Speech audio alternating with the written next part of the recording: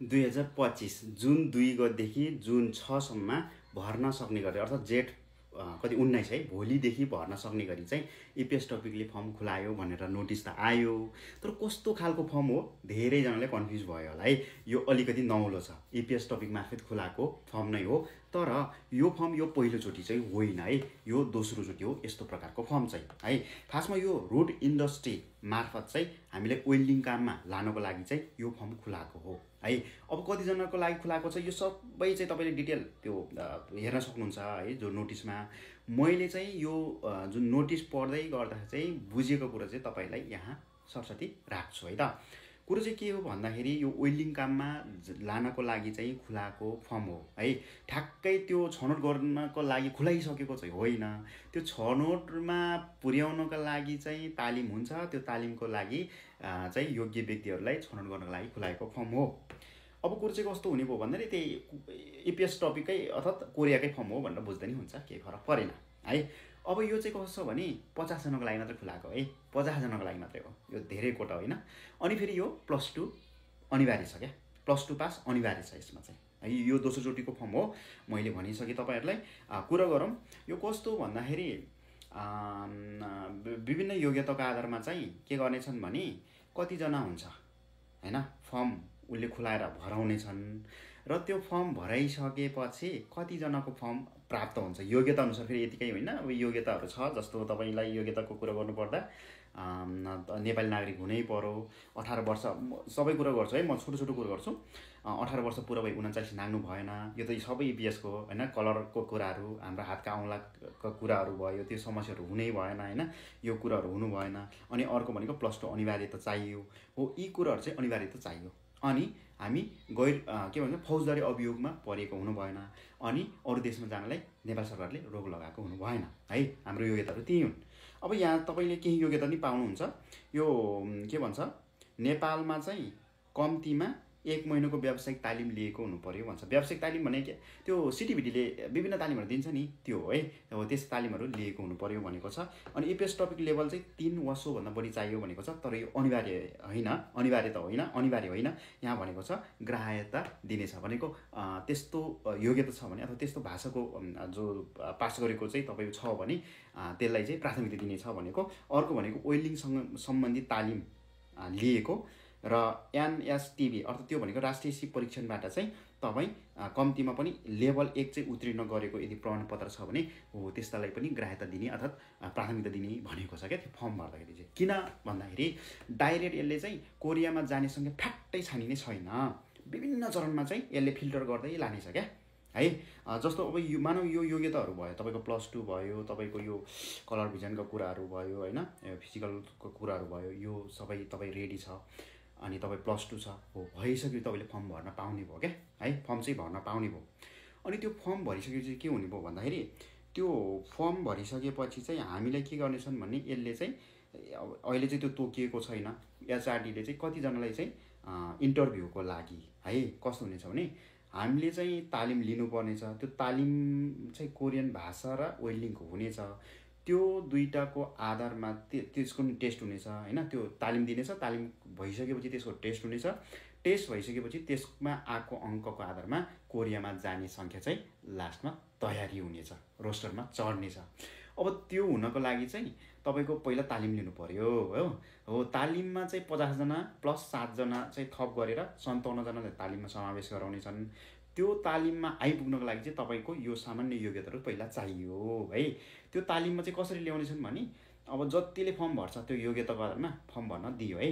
दिइसकेपछि त्यो योग्यता चाहिँ आधारमा चाहिँ तपाईँको विभिन्न छ कि यहाँ तपाईँको यदि तपाईँ चाहिँ +2 त हुनै पर्यो, +2 भए 20 नम्बर, तपाईँको ब्याचलर भए 30 नम्बर, ब्याचलरभन्दा माथि भए, यदि तपाईँले ट्रेनिङ लिएको छ भने ट्रेनिङ चाहिँ तपाईँको विभिन्न होइन, तपाईँले कति लामो समयको तालिम लिनुभयो त्यसको आधारमा तपाईँले त्यो क्षेत्रमा चाहिँ काम गरेको प्रमाणपत्र, तपाईँले ट्रेनिङ गरेको प्रमाणपत्र छ भने त्यसको आधारमा चाहिँ तपाईँलाई केही नम्बरहरू उपलब्ध गर्ने भयो अथवा दिने भयो। साथै कोरियन भाषाको कुरा है, इपिएस के टपिक लेभलहरू हुन्छ, यो चाहिँ अब कस्तो हुन्छ भने हामी सामान्य इपिएस पढेकोले पनि दियो भने 2, 3 सम्म आउन सक्छ, 2 त आइहाल्छ हो। त्यस्तो यदि दिएको छ भने अब कतिपय कोरियाबाट पहिल्यै एककाल गएर बसेको हुन्छ, अब त्यस्तो साथीहरूले पनि दिन सक्छ नि त है हो। त्यस्तो भयो भने त्यसको आधारमा नि केही नम्बर दिनेछ। अनि तपाईँले त्यो हामीले यो एनएसटिबीबाट चाहिँ सर्टिफाइड भएको यदि सर्टिफिकेट छ भने चाहिँ सर्टिफाइड भएको छ भने त्यसको आधारमा केही नम्बर छ हो। यो विभिन्न नम्बर चाहिँ हाम्रो डकुमेन्टको आधारमा दिनेछ क्या है हो। त्यो नम्बरको आधारमा चाहिँ हामीलाई छानिनेछ। मानौँ 5000 50जना चाहिएको है जम्मा, फेरि 50जना चाहिएको छ।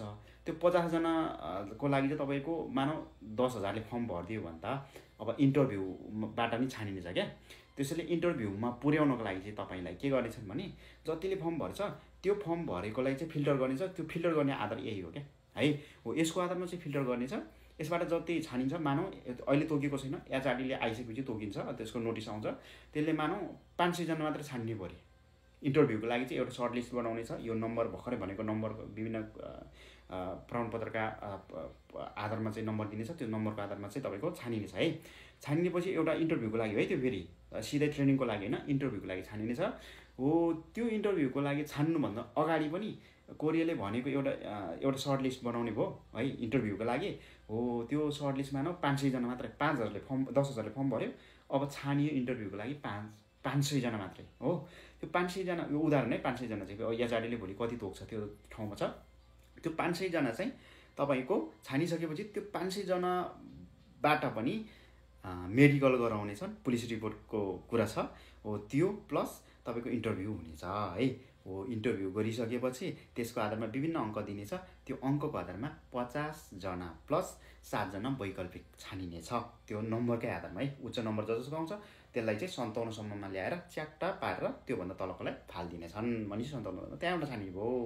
अब बल्ल त्यहाँबाट छानिसकेपछि तपाईँको तालिमको लागि चाहिँ तपाईँ योग्य हुनेछ है। अब तालिमको लागि त योग्य त भयो, फेरि पैसा तिर्नुपर्ने भयो त्यो तालिमलाई। रूपन्देही जिल्लाको बुटवल यो तमान नगर स्थित नगरमा चाहिँ हुने रहेछ। त्यो नगरमा हुने रहेछन्। अब त्यहाँ चाहिँ कस्तो हुने भयो नि, यदि तपाईँ बाससहित बसेर त्यहाँ तालिम लिने भयो भने चाहिँ 28,000 लाग्ने भएछ नेपाली। यदि तपाईँ त्यहाँ बास चाहिँ नबस्ने तालिम मात्र लिन जाने रहेछ भने चाहिँ 55,500 लाग्नेछ है।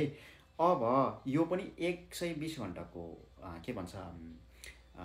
वेल्डिङसँग तालिम भन्ने भयो भने 120 घन्टा कोरियन भाषाको तालिम हुने भयो। यो ट्रेनिङ अथवा यो तालिम सकेपछि तपाईँको फेरि अब टेस्ट हुनेछ है हो। वेल्डिङको अर्थात् त्यो तपाईँ वेल्डिङसँग सम्बन्धित ट्रेनिङको चाहिँ तालिम हुँदाखेरि तपाईँ 50 अङ्क चाहिँ तपाईँले ल्याउनु पर्नेछ पास हुनको लागि। अनि त्यसपछि माथि आउनेको आधारमा चाहिँ तपाईँको नम्बर दिने भयो। र भाषा फेरि हुनेछन् 100 अङ्कको लागि भाषा परीक्षा हुनेछ, जो चाहिँ इपिएस टपिकको जस्तै हो। 20वटा रिडिङ 20वटा लिसनिङ आउनेछ, त्यही टिक लाउने नै हो होइन हो। त्यो आउनेछ। अनि त्यसमा चाहिँ पास हुनको लागि चाहिँ 40 नम्बर हो। तर अब कम्पिटिसनको कुरा छ। 57जनामा कम्पिटिसन हुने भयो नि त, 50जनामा होइन। 50जना खानलाई 57जना मात्रै कम्पिटिसन हुनेछ। त्यो भनेपछि कम्पिटिसन त्यस्तो धेरै होइन। अब तपाईँ 43-45मै कड लाइन हुने गरी पनि भयो भने त त्यो भइहाल्यो, राम्रै भइहाल्यो होइन हो। यसरी चाहिँ तपाईँको कोरियन भाषामा आएको र यो वेल्डिङको तालिमबाट आएको नम्बर दुईवटा मिलाएर जसको बढी नम्बर आउँछ ती नम्बरको आधारमा क्रम मिलाउने भयो र 50जना छानिने भयो। त्यो 50जना चाहिँ भोलि तालिमबाट यताउति भइदियो भने त्यसमा परिपूर्ति गर्नको लागि 7जना चाहिँ वैकल्पिक छानेको क्या यिनीहरूले है। ल, मैले बुझे अनुसारको चाहिँ यो भयो। तपाईँले अझै बुझेन भने कमेन्ट गर्नु होला है। मैले बुझेअनुसारको फेरि है, म पनि त्यस्तो होइन, धेरै कुरा थाहा भएको मान्छे होइन। तपाईँ जस्तै स्टुडेन्ट हो, स्टुडेन्ट पास भएरै कोरियामा आएको, त्यही इपिएस मार्फत आएको हो। र यो सबै बुझ्ने मेरो पनि त्यो छ होइन। यसमा भएको कुरा तपाईँले सेयर गरेको है। कस्तो लाग्यो भिडियो सेयर गर्नु होला है त।